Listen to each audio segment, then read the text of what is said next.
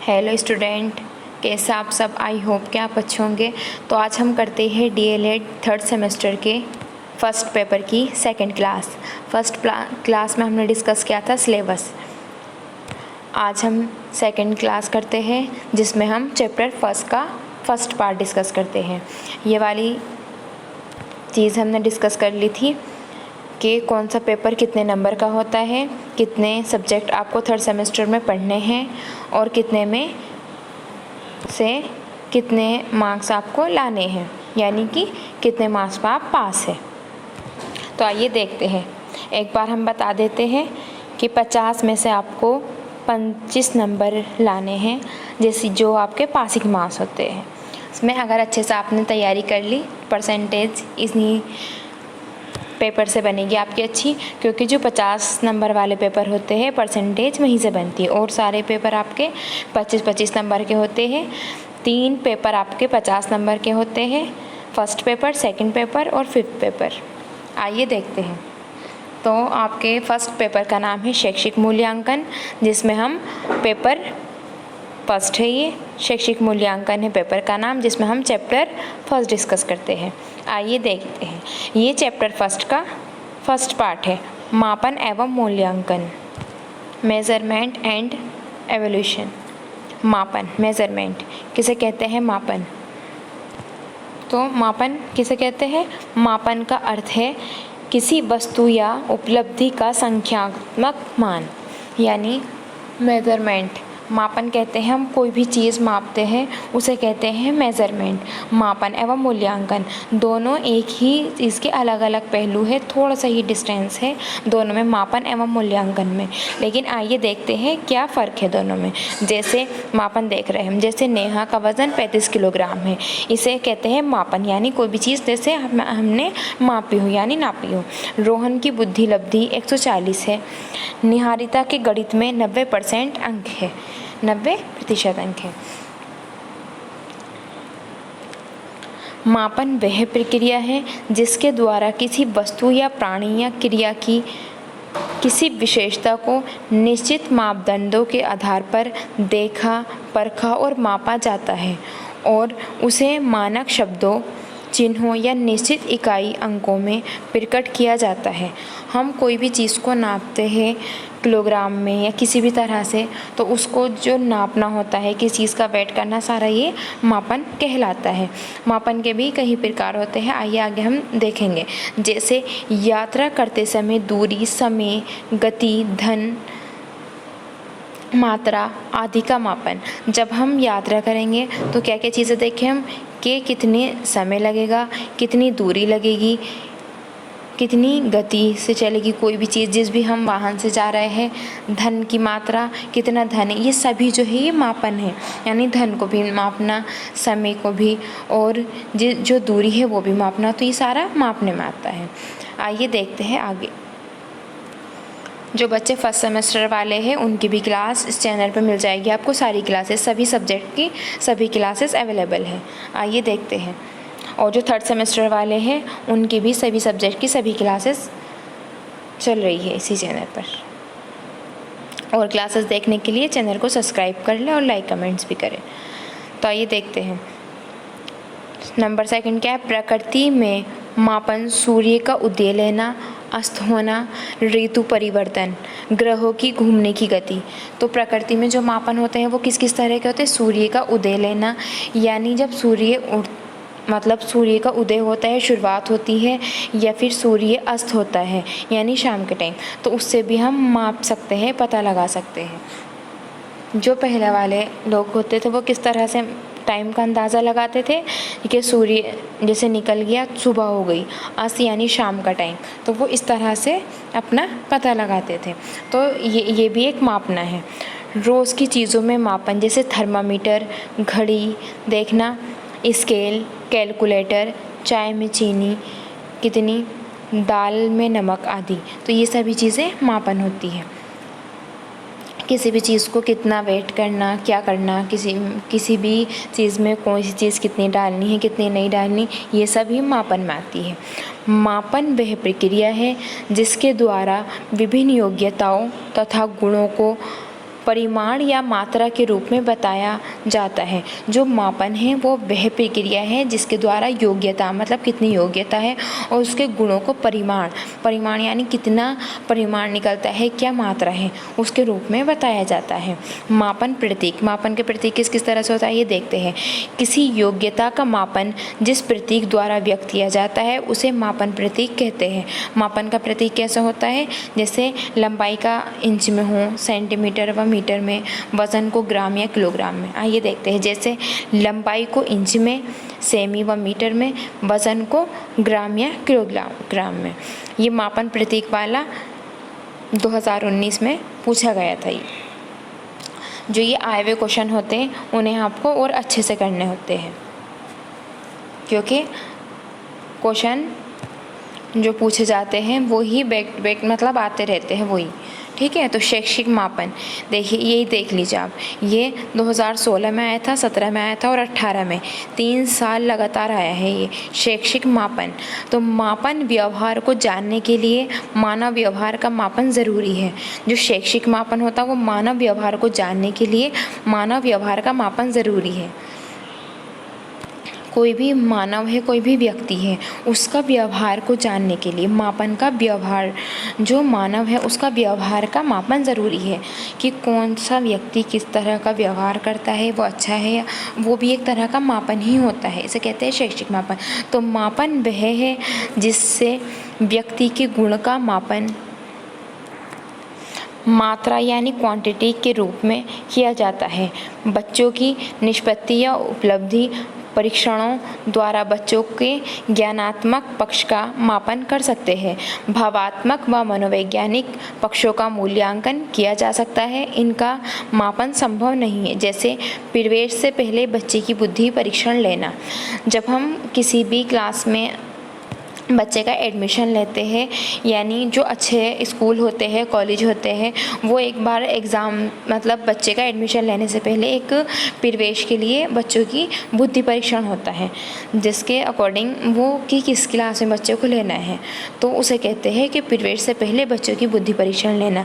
अब नोट डाल के आप ये लिख लीजिए, मापन व्यक्ति के जीवन के साथ ही शुरू होती है और मृत्यु के साथ समाप्त होता है। ये किस तरह से होता है, जब बच्चा होता है उसका वेट, कितना वेट है, वो भी तो एक मापन होता है कि बच्चे का कितना वेट है, क्या है। तो वो जो है बच्चे की स्टार्टिंग से ही शुरुआत हो जाती है मापन की और मृत्यु के साथ समाप्त होती है। रोस के अनुसार, रोस एक वैज्ञानिक थे जो उन्होंने अपने थॉट बोले थे। तो मापन एक परिमाणीकरण यानी क्वांटिटी की प्रक्रिया है। जो मापन है वो एक परिमाणीकरण की प्रक्रिया है, यानी क्वांटिटी जिसको नापा जा सकता है, या तोला जा सकता है। तो रोस के अनुसार मापन एक परिमाणीकरण की प्रक्रिया है। अब ये थे स्टीवेंस के अनुसार। स्टीवेंस एक साइंटिस्ट थे जिन्होंने अपने थॉट बोले थे। 2018 में ये पूछा गया है, किन्हीं निश्चित स्वीकृत नियमों के अनुसार पदार्थों को अंक या संख्या प्रदान करने की प्रक्रिया मापन है। कोई भी चीज़ है उसको अंक प्रदान करना, यानी वेट के किलोग्राम में या ग्राम में किसी भी तरह से जो है उनको अंक प्रदान करने की जो प्रक्रिया है वो मापन है कि ये इतने किलो की है, 5 किलो, 10 किलो, इस तरह से। ये आपको 3-3, 4-4 मतलब इनके थॉट दिया हुआ होगा और 3-4 ये नाम दिए हुए होंगे कि किसने कहा था। तो जैसे ये आ जाए, किन्हीं निश्चित स्वीकृत नियमों के अनुसार पदार्थों को अंक या संख्या प्रदान करने की प्रक्रिया मापन है। यह किसने कहा था या किसने बोला था, तो आप एकदम लिख दोगे कि स्टीवेंस के अनुसार। ये आ जाएगा, आपको बहुविकल्प में पूछा जाएगा ये, या फिर शॉर्ट क्वेश्चन में भी पूछा जा सकता है, वेरी शॉर्ट में। जेपी गिलफोर्ड जो थे उन्होंने क्या बोला था, निश्चित नियमों के अनुसार वस्तुओं या घटनाओं को अंक प्रदान करना ही मापन है। जो निश्चित नियम होते हैं उसके अनुसार वस्तुओं या घटनाओं को अंक प्रदान करना ही मापन है। जैसे हम बच्चों की कॉपी चेक वगैरह करते हैं, उसमें जो बच्चों को हम अंक प्रदान करते हैं, तो उसके बारे में बताया कि निश्चित नियमों के अनुसार वस्तुओं या घटनाओं को, कोई भी वस्तु या घटनाओं को उसको अंक प्रदान करना ही मापन है। मापन के तत्व या अंग, आइए देखते हैं मापन के तत्व या अंग कौन कौन से हैं। मापन के मुख्य 3 तत्व या अंग हैं। जो मापन होता है वो तीन प्रकार का होता है, उसके 3 अंग होते हैं। कौन कौन से? फर्स्ट जो है, वह वस्तु, प्राणी या क्रिया जिसकी किसी विशेषता का मापन होना है। वह वस्तु, प्राणी या क्रिया जिसकी किसी विशेषता का मापन होता है। कोई चीज़ है, उसकी कोई विशेष बात है, उसका मापन हो रहा है। विशेषता को मापने के उपकरण या विधियाँ, वह व्यक्ति जो विशेषता को मापने के उपकरण या विधियाँ। नंबर थर्ड, वह व्यक्ति जो मापन करता है, अर्थात मापन करता। तो मापने में भी 3 जो अंग या तत्व हैं उनका होना ज़रूरी है। अब हम किसी का वेट कर रहे हैं, तो जो वेट है वो कितना है, क्या है, सबसे नंबर 1 पे ये हो गया। सेकंड, किस चीज़ को हम माप रहे हैं, वो चीज़ हो गई। और तीसरा, मापन करता, जो मापने वाला है, कोई व्यक्ति जैसे, उसी को बोलते मापन करता। आइए देखते हैं आगे। मापन के प्रकार। मापन के कौन कौन से प्रकार होते हैं? तो मापन के 3 प्रकार होते हैं। जो मापन के तत्व हो गए वो 3 हो गए। नंबर 1 पे क्या हो गया, वह वस्तु या प्राणी या क्रिया जिसकी किसी विशेषता का मापन हो। यानी जैसे कोई भी चीज़ तोली जा रही हो तो वो जो सामान होता है, जो तुलने वाली चीज़ होती है, वो विशेषता को मापने की उपकरण या विधियाँ, यानी किस तरह, कौन सी विधियाँ है, कौन से उपकरण है, किसी भी चीज़ को मीटर में मापना है या किलोग्राम में, किस तरह से। और थर्ड, वह व्यक्ति मापन करता, अर्थात मापन करता जो होता है। मापन के प्रकार 2018 में यहाँ से पूछा गया था। तो मापन के 3 प्रकार होते हैं। कौन कौन से? निरपेक्ष मापन, एब्सोल्यूट मेजरमेंट। नंबर 2 सामीकृत मापन, नॉर्मेटिव मेजरमेंट। नंबर 3 इप्सेटिव मापन, यानी इप्सेटिव मेजरमेंट। निरपेक्ष मापन, आइए देखते हैं निरपेक्ष मापन क्या है, यानी एब्सोल्यूट मेजरमेंट। तो निरपेक्ष मापन में परम शून्य की स्थिति संभव होती है, जिसका पैगामा शून्य से शुरू होता है, शून्य से अधिक होने पर धनात्मक तथा और शून्य से कम होने पर ऋणात्मक मापन होता है। यानी निरपेक्ष मापन वो होता है जो जिसमें या तो कोई चीज़ प्लस में हो या माइनस में हो, या लंबाई, कितनी लंबाई है, कितनी दूरी है, जो बिल्कुल क्लियर हो, उसे कहते हैं निरपेक्ष मापन। तो निरपेक्ष मापन में परम शून्य की जो स्थिति होती है वो संभव होती है। जो परम शून्य की स्थिति, यानी कोई चीज़ कितनी प्लस है, माइनस है, या फिर जिसका बिल्कुल क्लियर हो, जिसका पैमाना शून्य से शुरू होता है, शून्य से अधिक होने पर धनात्मक होता है और शून्य से कम होने पर ऋणात्मक मापन होता है। इसमें भौतिक मापन होता है, जैसे लंबाई, दूरी, ऊंचाई आदि, इसलिए इसे भौतिक मापन भी कहते हैं। जैसे किसी स्थान का तापमान 6 डिग्री, 0 डिग्री या 45 डिग्री आदि हो सकता है। नोट, जैसे कोई भी चीज़ एक फिक्स होती है तो उसको कहते हैं निरपेक्ष मापन, है ना। जैसे 6 डिग्री हो गया, 0 डिग्री, 45 डिग्री आदि। तो आइए नोट देखते हैं। इसमें शैक्षिक एवं मनोवैज्ञानिक चरों में परम शून्य की संभावना नहीं होती। इसमें शैक्षिक एवं मनोवैज्ञानिक चरों में परम शून्य की संभावना नहीं होती। यानी जो निरपेक्ष मापन होता है उसमें मनोवैज्ञानिक चर जो होते हैं और उसमें परम शून्य की संभावना नहीं होती, यानी बिल्कुल संभावना नहीं होती इसमें। यानी शैक्षिक एवं मनोवैज्ञानिक, यानी शिक्षा के आधार पर इस रूल्स को हम फॉलो नहीं कर सकते। आइए देखते हैं नेक्स्ट, मानसिक या सामान्यीकृत मापन। ये जो होता है ये शिक्षा के लिए हम इसका यूज़ करते हैं। किस तरह से? तो मानसिक या सामान्यीकृत मापन किसे कहते हैं? सामान्यीकृत मापन वह है, सामान्यीकृत मापन वह है, यानी मेंटल और नॉर्मेटिव मेजरमेंट। तो सामान्यीकृत मापन वह है जिसमें प्राप्तांक एक दूसरे से प्रभावित नहीं होते, वे स्वतंत्र रूप से प्राप्त होते हैं। इसमें परम शून्य की संभावना नहीं होती। इसमें परम शून्य की संभावना नहीं होती। किस तरह से? इसलिए परिणामों की व्याख्या गणितीय आधार पर नहीं की जा सकती। यानी इसमें अगर बच्चे के शून्य अंक आ रहा है तो इसका मतलब ये नहीं है कि बच्चे का जो माइंड है वो बिल्कुल शून्य है, उससे कुछ नहीं आता। आइए देखते हैं उदाहरण देखिए इसका। यदि किसी बच्चे के गणित विषय में 0 अंक प्राप्त हुए तो इसका मतलब ये नहीं है कि वह बच्चे की योग्यता 0 है, बल्कि इसका अर्थ है कि बच्चा किसी भी प्रश्न को हल करने में असफल रहा है। मनोवैज्ञानिक और शिक्षा के क्षेत्र में सामान्यीकृत माप ही होते हैं। अब किसी बच्चों के जब टेस्ट वगैरह होते हैं तो बहुत सारे बच्चों के ऐसा भी होता है कि 0 आते हैं, लेकिन उनका मतलब ये नहीं है कि उस बच्चे से कुछ नहीं आता। हो सकता कि अगर हमने 5 क्वेश्चन दिए हो, 10 क्वेश्चन दिए हो, वो ही नहीं आते हो, लेकिन और कुछ हो सकता है कि आ सकते हैं। तो इसलिए कहा गया है ये जो रूल्स है ये मानसिक या सामान्यीकृत मापन जो है ये वही वाला मापन है जिसमें ये अंदाज़ा नहीं लगा सकते जिससे कि बच्चे से कुछ नहीं आता। इसका मतलब अगर बच्चों के 0 अंक आए तो इस के अकॉर्डिंग ये नहीं कहे कि बच्चा पढ़ने में 0 है। आइए आगे देखते हैं इप्सेटिव मापन। अब इप्सेटिव मापन क्या है? ये इप्सेटिव मापन इस विधि में व्यक्ति या बच्चे को बाध्य चयन करना होता है। इस विधि के द्वारा मापन करने को कौटिल्य ने इप्सेटिव मापन कहा है। इस विधि को जो कहा है इप्सेटिव मापन कहा है, ये कहा है कौटिल्य ने। इसमें व्यक्ति या बच्चे के सामने कुछ प्रश्न, कथन या समस्याएं रखी जाती है।